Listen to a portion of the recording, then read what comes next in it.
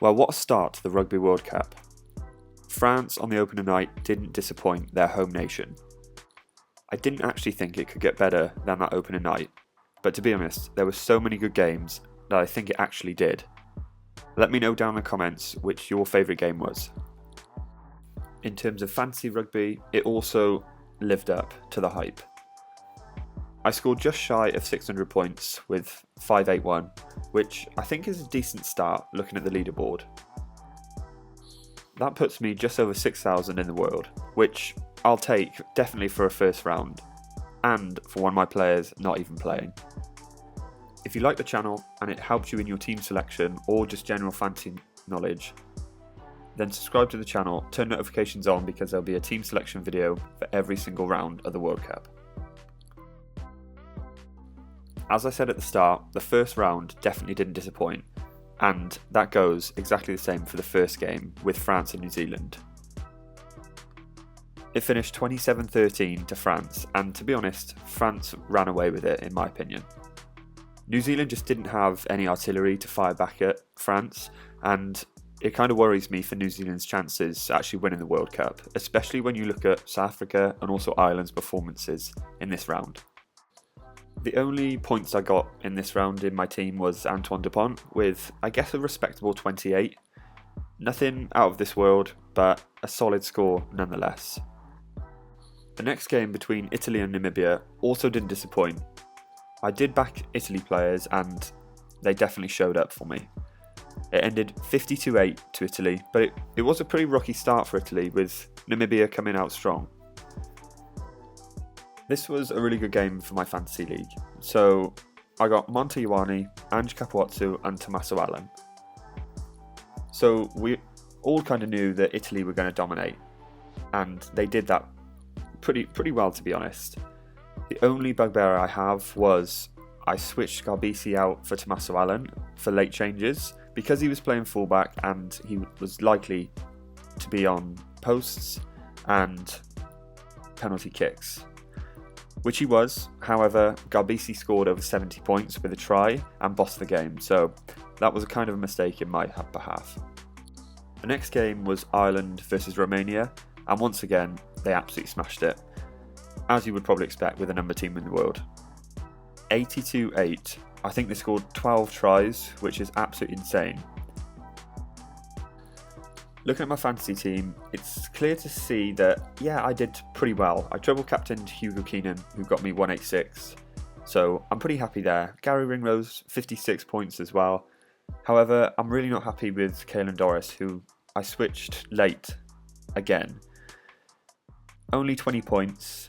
I'm glad I didn't have him as my captain, but there were obviously much better picks in, well, certainly Johnny Sexton, who scored 2 tries and obviously all the kicks for goal. I am happy I switched out Earls though for Monte Ioane, who's obviously scored more points than Earls. Earls got taken off early. But overall, I mean, I'm happy. However, Caelan Doris just didn't do it for me. I thought he'd stay on, but it was Peter O'Mahony and Ty Byrne who stayed on, and I just got the wrong call there. Now the next game was the return of Eddie Jones. Australia 35, Georgia 15. Now some of you in the comments did say, why are you backing Australia front row, especially with that strong Georgia pack?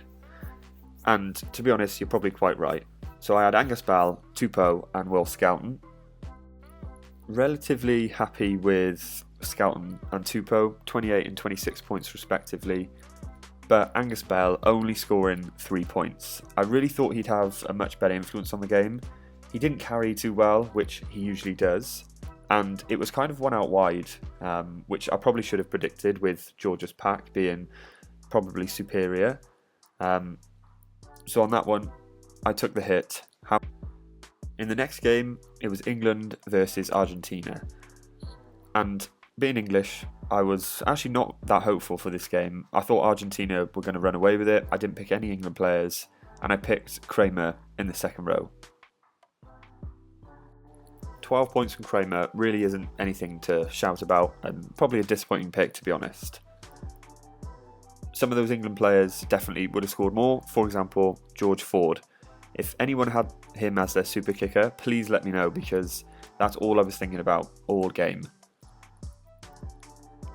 it wasn't a great game for my fantasy league. However, as I said, being English, I'm happy with the performance. So it's a win-win. Next up was Japan and Chile, and in that first half, Chile were giving Japan a real run for their money, scoring the opening try. However, Japan came back, as predicted, to pretty much see out the game, as they should. This was a super frustrating game for my fantasy team. I had, obviously, Nakamura, who performed really well, got 40 points and luckily a try in the dying minutes. But then I had Jimeno, who obviously was a late pullout. I didn't see it and unfortunately sat down for the game and realised. So super frustrating there. Obviously didn't show up in the game either, had a green thumb next to it, but we take those on the chin and we'll just have to come back strong next week. South Africa, Scotland was a pretty dominant performance really. 18-3 to South Africa. Probably doesn't show how dominant it was.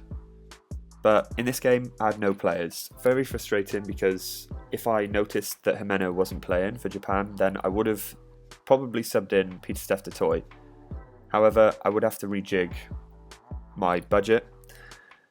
And obviously we know Steph Toy scored a try. So yeah, a little frustrating on this one, but I think it was a pretty tight game going into it. So that's my reasoning for not picking any South African or Scotland players. But it probably shows me that you might want to pick South African players a little bit more next time because, look, they probably are favourites to win, right? Then the final game of round one was Wales-Fiji. 32-26, probably the game of the round. If it wasn't for handling error by Fiji, they probably would have won in that last second. So in this game, I had Ryan Elias and Jack Morgan. Again, didn't perform great actually. They had not a lot of the ball, which I did actually expect, so a lot of tackles, which they did make. Jack Morgan, very frustratingly, kind of got an assist, but I don't think it counted in the game. He did a crossfield kick to Rees it, which then obviously was scored. And Ryan Elias came off for Elliot D, who then scored a drive and more try. So I kind of called the good performances, but just didn't get the points from them. So that's my short summary of round one. Here's some of the top 5 clean breaks from the round. Obviously, it's probably inflated with Ireland playing Romania, for example, Bundyaki at the top.